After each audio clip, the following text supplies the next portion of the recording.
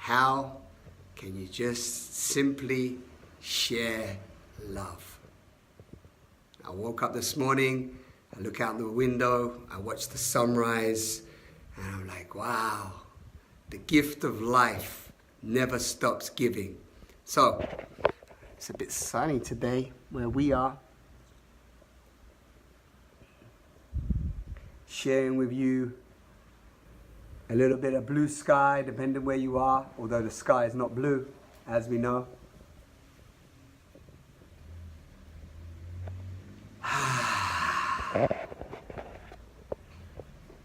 So, what did I want to share with you all today?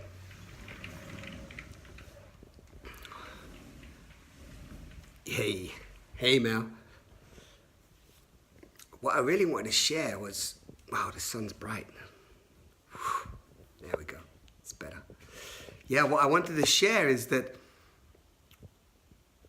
the mind, the thinking can really cause us to block the flow of love that wants to come through us. And you might often hear me say about love, simplicity is divinity. So it's a lot easier to love ourselves and to share love than our programmed selves, our programmed conditioning would have us believe. And we do a lot of events and creating opportunities to play little connecting games and connect people in a beautiful way. And often just by creating a space for people to share what they're really feeling for example, 3 minutes, 4 minutes, 5 minutes, 10 minutes, right? Just this short time, all of a sudden people say to us, wow, nobody's actually listened to me for that long. I've not actually been heard that long for such, I can't even remember when. This is what people say to us. And often we get people just to look into the eyes of another human being, like you're looking in my eyes right now. Can you see in my eyes? I don't know who I'm looking at, but maybe you can see into my eyes.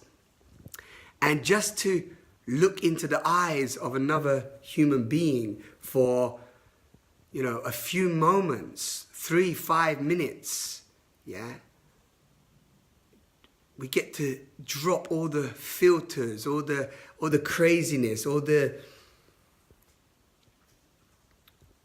stories, all the projections that are not actually who we are beneath all of that, right? Beneath the masks. So underneath all of that, we can just connect in love. We can just connect simply by looking in the eyes of another human being for a little bit longer than normal, and then all of a sudden we can see the love, we can see the magic, we can see the wonder, we can see the awe, and it's so beautiful and so fulfilling.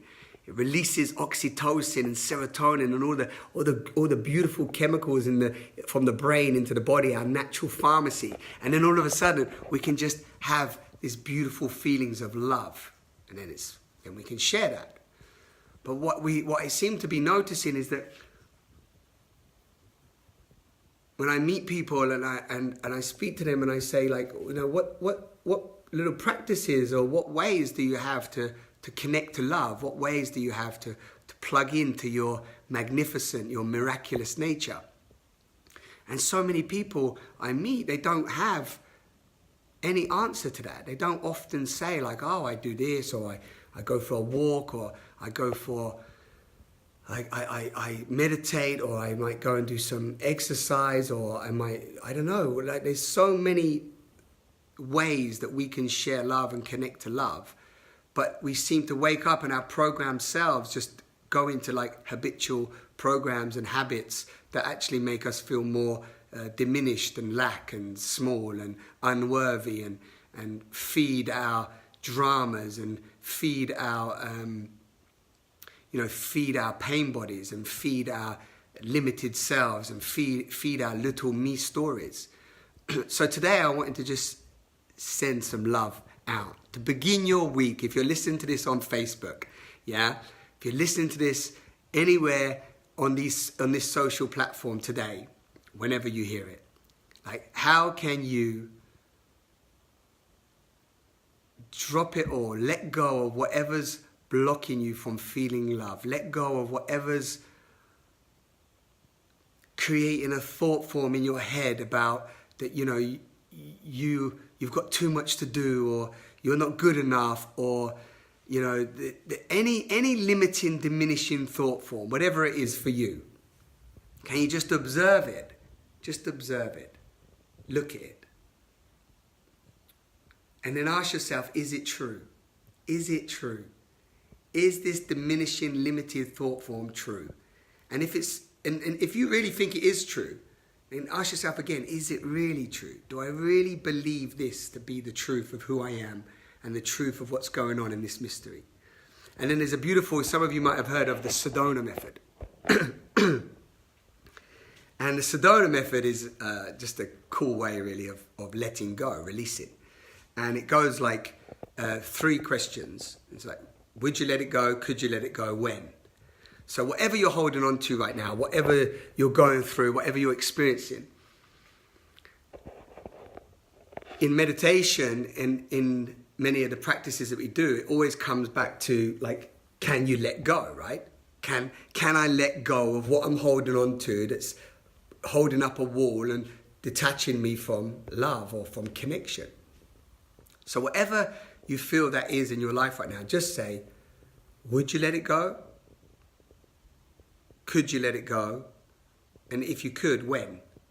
Yeah. And if you keep asking that, you will over time you'll get to really, if you're being real with yourself, you'll realize that in every situation, whatever you're going through, whatever you're experiencing, you can let it go. There is a way of letting it go. Of course, there's many other different ways that you can do letting go processes, but this one I always find is actually when you start to play with this for long periods of time, it's really cool, simple tool.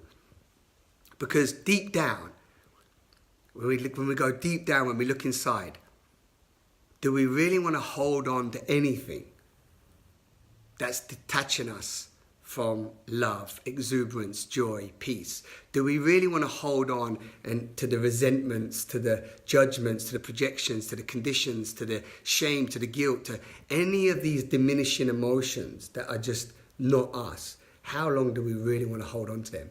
Some people hold on to resentments for 50 years, 60 years. Some people hold on to grudges and old past stories for years and years and years. And that defines them and that becomes who they really are. And they build their whole life around those beliefs. But they're false beliefs. So today, I wanted to just start the day, start the week with that. What would love do now? It's a beautiful question. What would love do now? Whatever you're doing in your life, whatever's happening, what would love do now? Yeah? And I shared this with a beautiful man once on a retreat, and he loved it so much that he took it, made it his own, and started asking this question all the time. So if you can, even if you're going through some real challenges right now, and you're really feeling low, you're feeling depressed, you're feeling anxiety, you're feeling any of these diminishing thoughts and feelings, if you can just try to muster up the power just to be in your own personal inquiry, not to be going out there seeking loads of advice and guidance, but just go inside yourself and just say, what would love do now? Is this the most loving way that I can be to myself and to others around me, to my community, to my friends, to my family? Is this the most loving way that I can be right now? And even if that gives a little opening, a little seed of potential, yeah, then you can really, you can start to find a little way out of those diminishing thoughts and feelings. And Dara and I, we do a daily meditation of rewiring the subconscious around limiting thoughts and feelings and really uncovering the ones that are driving us. And then we make a conscious decision to go into the day with, elevated emotions, creative emotions of joy and laughter and exuberance and potential and kindness and gratitude and, did I say exuberance? It's like really, it's really like we're the creators of our reality. We choose which thoughts and feelings we want to give life. So we go, okay, these ones are feeling really dense right now. So if they're feeling dense, are they the ones that I want to go out into my day and create a life with? Because where focus goes, energy flows, and thoughts create reality. Like when we put a thought out into the world, it's like an electrical charge that goes out into the quantum soup of creation. And then when we have a feeling, that feeling is like a magnet. The feelings magnetize life to us. That's why we attract what we are. Our thoughts and our feelings, they send a message out, and then our feelings draws back reality to us. So our thoughts and feelings are so powerful, even though at the core, they're not who we really, truly are. Like, we don't need to be defined by them, but they're so powerful in this beautiful world of creation. So when we think love, when we feel love, we create love. Yeah? When we think love, we feel love, we are love. We be love. Love that's it. Everything then becomes this beautiful dance and romance and love affair with the beloved, with love. It's so, like, for me, you know, I love this simplicity as divinity. It's so simple. But because of our deep, hardwired programming, and because of our addiction to diminishing and dense emotions, because of our addiction to these emotions, we rather choose drama, fear, and all of those dense emotions than the really beautiful ones that deep down we all want to experience. So what I say today is choose love, amplify love, be love, share love. And yeah, I'm going to share with you, right, just a couple of easy ways to do that. Even if you're in a lot of resistance.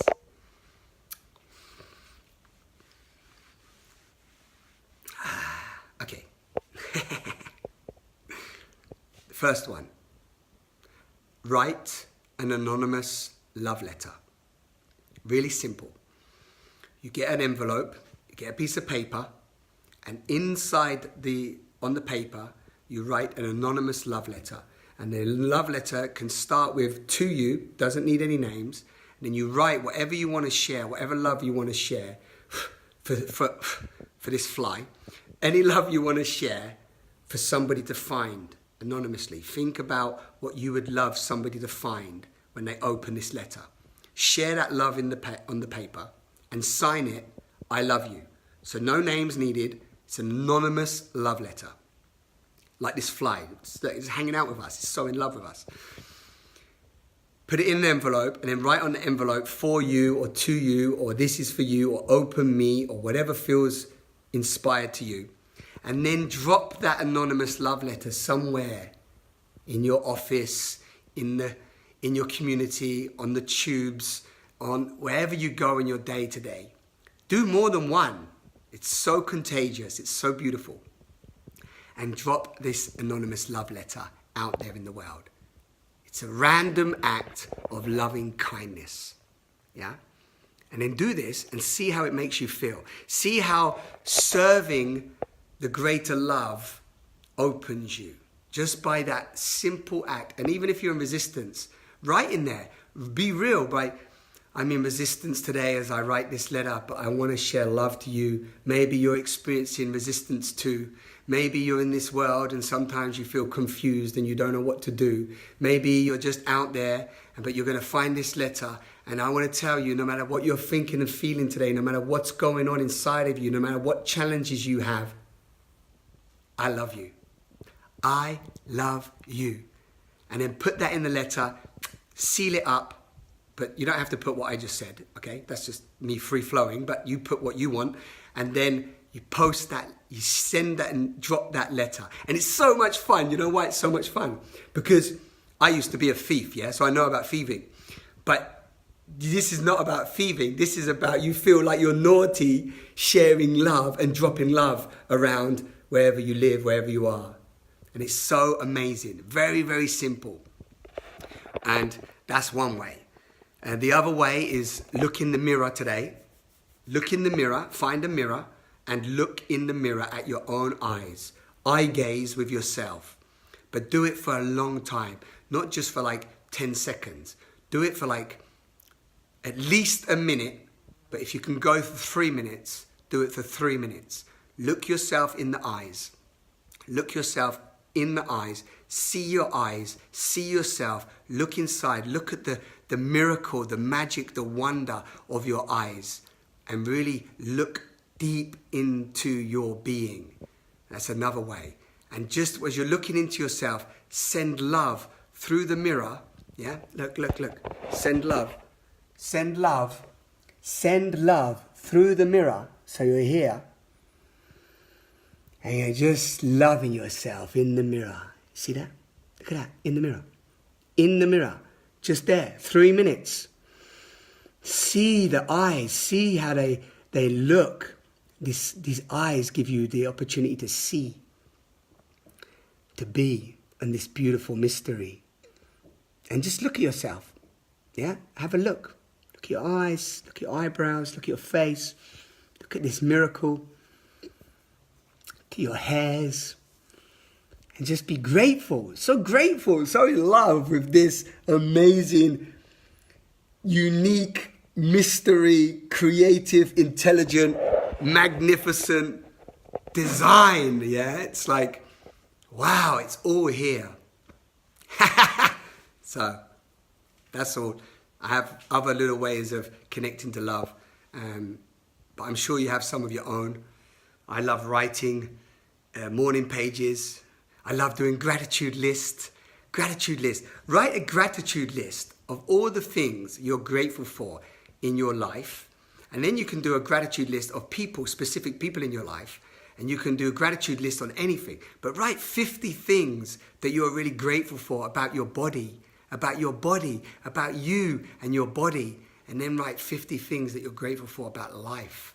And then write 50 things the next day about what you're grateful for about your mom and your dad or your parents or your lovers or your children or anybody in your life, your friends. And you will see how just the art of living is gratitude, yeah? And it's like you'll see how more and more gratitude comes to you.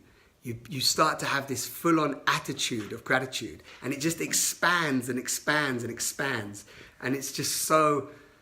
It's so fulfilling. It fills you up with joy. So there you go.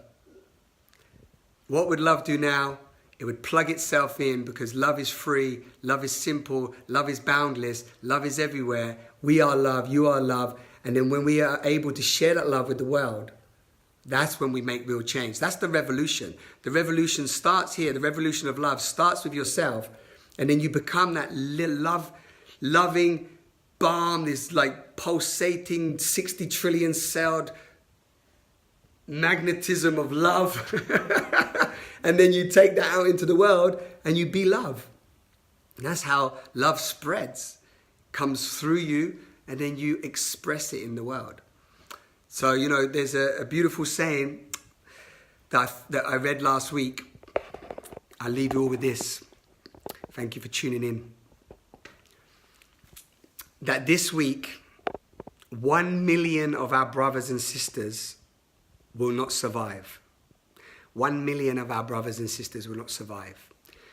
So, if you are listening to this on Facebook, you have a phone, you have a computer, you have a house, you have somewhere to live, you have a cover to sleep in at night, or you have a little bit of money or small change, or you've got shoes on your feet or some clothing, then you are in the 8% of the wealthiest people on this planet, in this world.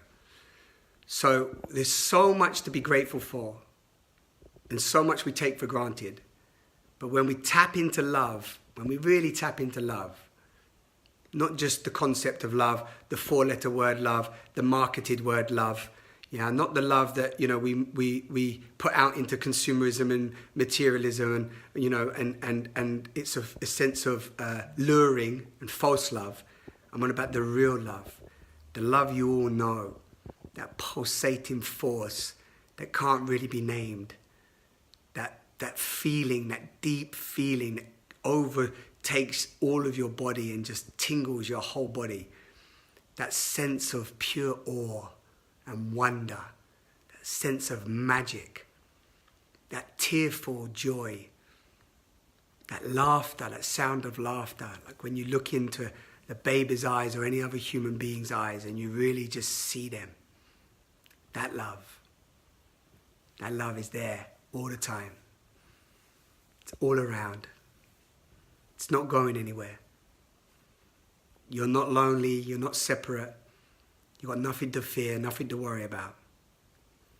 You just love. Happy Monday, Tuesday, Wednesday, every day. Thank you all for tuning in. I hope this helped. Please, if it benefited you, this little inspirational, motivational madness, then leave a comment and tell me, yeah, you liked it, or you shared love, or you wrote a love letter. Maybe you did a love letter to an anonymous love letter. Share with me, and I'd love to hear if this supported you today as we start our day in this soup of creation. So take care. Have a magnificent day. You're a miracle. You're a miracle. No other human being on the planet, I've been saying this for so many years, no other human being will ever express themselves, life force, as you, as me. Nowhere, ever. That's enough to love ourselves. Woo!